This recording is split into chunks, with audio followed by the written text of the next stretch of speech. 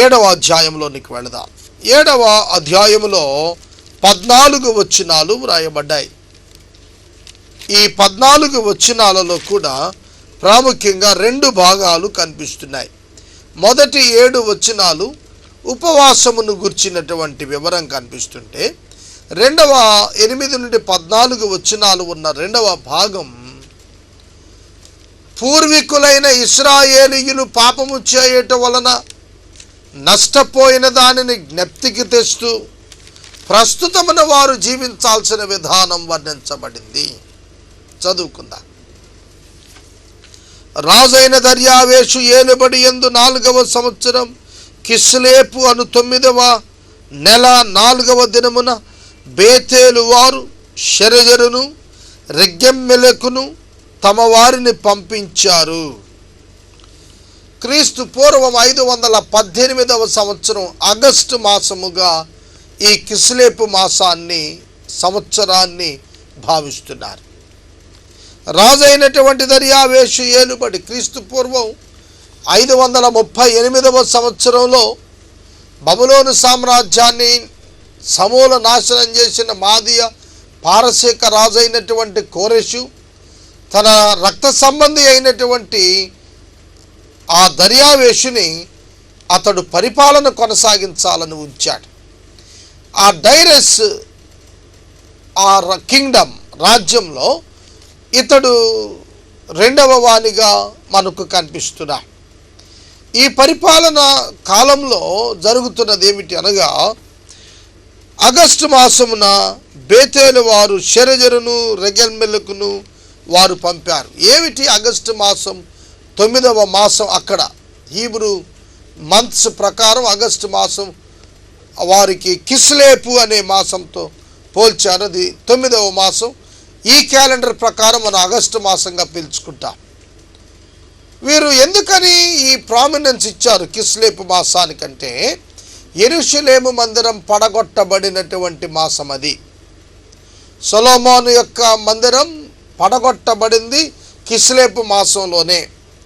అందుకనే వారు ఆ 70 సంవత్సరాల కాలంలో కూడా ఈ 5వ మాసం, ఈ యొక్క 8వ మాసం 9వ మాసమైన కిస్లేపు వచ్చినప్పుడు వీరు ప్రార్థన చేసి ఉపవాసం ఉండటం ఆచారం.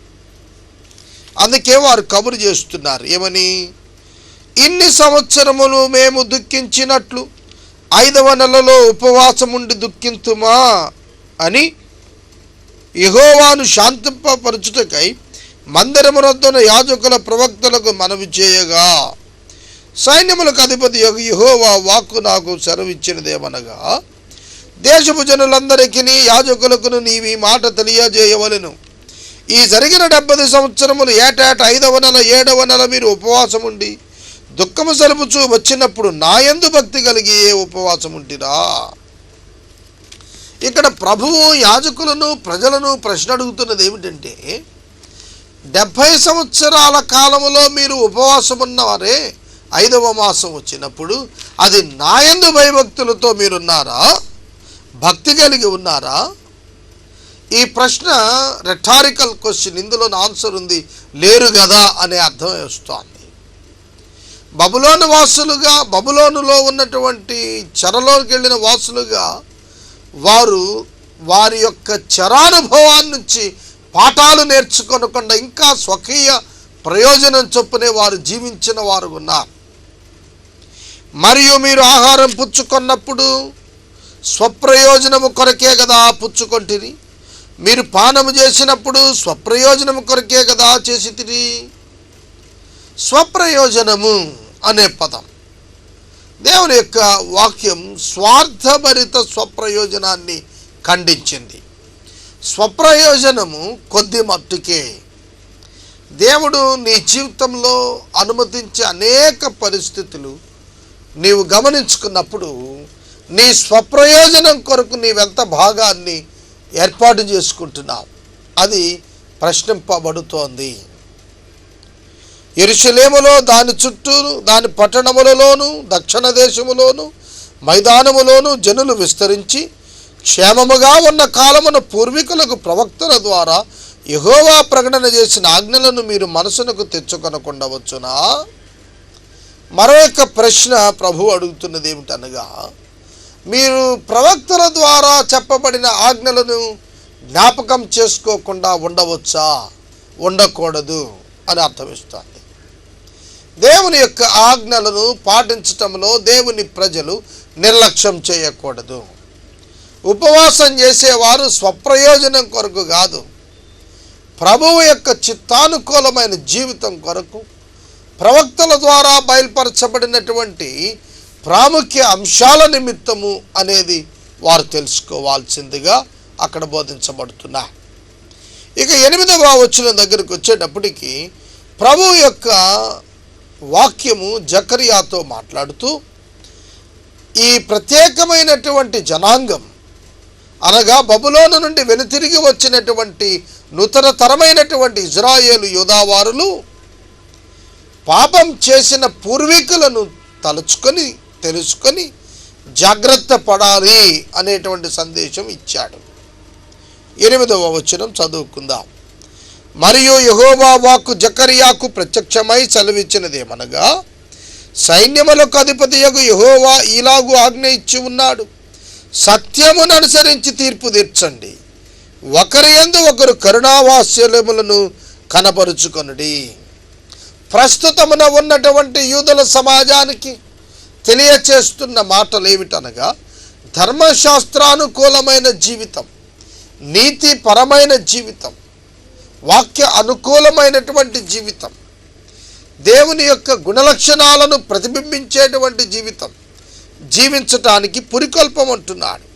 సత్యమును అనుసరించండి, మరియు ఒకరి యందు ఒకరు కరుణావాస్యములు కనబరుచుకొనండి. ఇది ప్రతి విశ్వాసి మరి యొక్క విశ్వాసి పట్ల కనపరచదగిన విధానము. సోదరుడా, సోదరి, నీ తోటి విశ్వాసి పట్ల కరుణ, వాత్సల్యము రెండు నీవు కనపరచగలుగుతున్నావా? ఈనాడు సంఘాలలో, విశ్వాసుల కుటుంబాలలో 100% లోపించినటువంటి విధానము ఈ అంశంపై కనిపిస్తోంది. కరుణ, వాత్సల్యత, కరుణా వాత్సల్యత ఇది విశ్వాసి యొక్క జీవితంలో భాగం కావాలి. విశ్వాసికి అవిశ్వాసికి వ్యత్యాసం ఏముంటుంది? విశ్వాసి వాక్యపు విలువలను ప్రతిబింబించకపోతే, వాక్యములో క్రీస్తు ప్రభువు వారి జీవితం వర్ణించబడిన విధానాన్ని అవలంబించకపోతే, ఆ విశ్వాసి క్రైస్తవుడని చెప్పుకోవటం వలన ప్రభావం ఏముంటుంది? ఏమీ ఉండదు. ఈనాడు అనేక మంది తమ ఇష్టానుకూలంగా జీవిస్తూ తమ శరీరము రేపుతున్న కొలది వారు ఇష్టానుకూలముగా ప్రవర్తన చేస్తున్నారు. అటువంటి వారు తమ మనస్సులను మార్చుకుంటానికి అనుకూల సమయం ఇది. లేని ఎడల దాని పర్యావసానం పూర్వీకులైనటువంటి యూదులెట్ల నాశనమయ్యారో అట్లాంటి పరిస్థితులు వస్తాయి. ఒకరిని ఒకరు భక్షించే విధానం సమాజానికి చేటును తీసుకొని వస్తుంది. విధవరాండ్రను, తండ్రి లేని వారిని, పరదేశులను, దరిద్రులను బాధ పెట్టకుడి. ఆదరణ లేక బాధలో ఉన్న వారికి ఆదరణ కలుగ చేయటం విశ్వాసి యొక్క ప్రథమ కర్తవ్యం. ఆదరణ కలుగ చేయకపోగా బాధకు కర్తగా తయారవటం ఈ దినాల్లో అనేక మందిలో చూస్తున్నాం. విచారకరం. విధవరాండ్రను, తండ్రి లేని వారిని, పరదేశులను, దరిద్రులను బాధ పెట్టకుడి. మీ హృదయమందు సహోదరులలో ఎవ్వనికి కీడు చేయ తలంచుకుడి. ఇది చాలా పెద్ద బాధ్యత. ఆలోచనలలో కూడా ఎవనికి కీడు తలపెట్టవద్దు. క్రియారూపం తర్వాత సంగతి. ముందు ఆలోచనలో కూడా ఏ సహోదరునికి నీవు కీడు తలపెట్టవద్దు. దేవుడు నిన్ను పిలిచిన పిలుపు అర్థం చేసుకో. దేవుడు నీకిచ్చిన పరిశుద్ధాత్మని అర్థం చేసుకో. దేవుడు నీ నుండి ఎక్స్పెక్ట్ చేస్తున్నటువంటి స్టాండర్డ్స్, ప్రమాణాలు నీవు అర్థం చేసుకోవాలి. అప్పుడు నీవు గంభీరమైన ఆధ్యాత్మిక జీవితం జీవించగలుగుతాం. వాక్యం చదవకపోతే నీకు అర్థం కాదు ఎట్లా జీవించాలో. లోకములో ఉన్న ఆచారాలు, లోకములో ఉన్న పద్ధతులకు భిన్నంగా వాక్యం మరింత నీతి ప్రవర్తనను గురించి మాట్లాడుతోంది. కనుక అట్టి నీతి ప్రవర్తన అలవర్చుకుంటే లోకములో నీవు ఒక వెర్రివాని వలె కనిపించవచ్చును, కానీ దేవుని చేత కిరీటం పొందేవాడుగా దానవుగా ఉంటావని ఈ సమయంలో నేను మనవి చేస్తున్నా.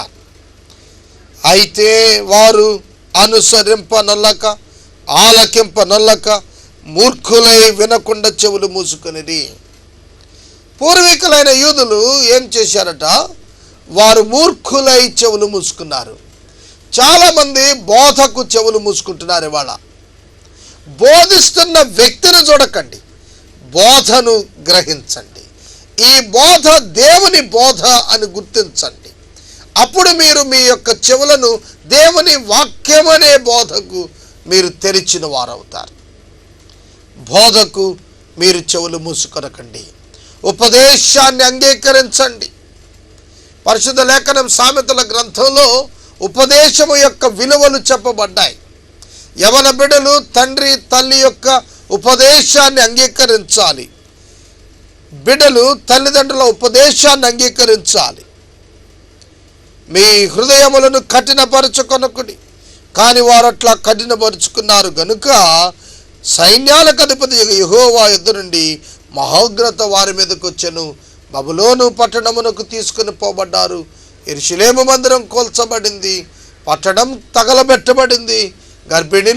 గర్భాలు చీల్చబడ్డాయి, చిన్న బిడ్డలు చంపబడ్డారు, యవనులు హత్య చేయించబడ్డారు, యవనస్తురాండ్రు పాడు చేయబడ్డారు. కారణం ఏమిటనగా దేవుని ఉగ్రత ఆ పట్టణం యొక్క పాపమును బట్టి వారి మీదకి వచ్చింది. మరియు సైన్యములకు అధిపతియగు యెహోవా సెలవిచ్చినదేమనగా, నేను పిలిచినప్పుడు వారు ఆలకింపకపోయిన గనుక వారు పిలిచినప్పుడు నేను ఆలకింపను. పాపం చేసి హెచ్చరించిన పాపములో కంటిన్యూ అయిపోయినప్పుడు, వారు ఆ పరిస్థితులకు శిక్ష అనుభవం వచ్చినప్పుడు వారు మొరపెట్టినా నేను విననంటున్నాడు. జలప్రళయం వస్తుందని ఆదికాండము గ్రంథములో నోవహు ద్వారా దేవుడు ప్రకటించినప్పుడు ఆ కాలము నాటి ప్రజలు మార్పు చెందలేదు. జలప్రళయ సమయం ముందుగా నోవహు కుటుంబాన్ని దాచిన దేవుడు, ఓడలో దాచిపెట్టిన దేవుడు, ప్రళయ ప్రవాహాన్ని కుమ్మరించినప్పుడు ప్రజలు ఎంతో ఏడ్చారు, కానీ దేవుడు పట్టించుకోలేదు. దేవుడు వారిని తీర్పుకి అప్పగించాడు. నేను పిలిచినప్పుడు ఆలకింపలేదు, మీరు పిలుస్తున్నారు నేను ఆలకించును అనగా తీర్పులు వెలువడిన తరువాత దేవుడు మౌనంగానే ఉంటాడు తప్ప ఏమీ చేయడు. దట్ ఈజ్ హిస్ క్యారెక్టర్, అది ఆయన యొక్క గుణలక్షణము. మరియు వారు ఎరుగని అన్యజనులలో నేను వారిని చెదరగొట్టుదును. వారు తమ దేశమును విడిచిన మీదట అందులో ఎవరు సంచరింపకుండది పాడగును. ఈలాగున వారు మనోహరమైన తమ దేశమునకు నాశనం కలుగ చేసి ఉన్నారు. ఎవరిని గురించి మాట్లాడుతున్నాడు? ఇది క్రీస్తు పూర్వము 586వ సంవత్సరం.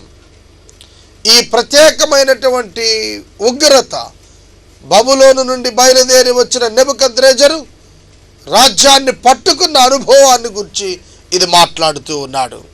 మనోహరమైన తమ దేశమునకు నాశనం కలుగజేసుకున్నారు. మన జీవితాలు మనోహరంగా సాగుతుండగా మనం కూడా మన జీవితాలను మూర్ఖత్వం చేత, లోకానుకూలమైన ప్రవర్తన చేత నాశనం చేసుకుంటున్నామా అనేది మనం ఆలోచన చేసుకోవాలి.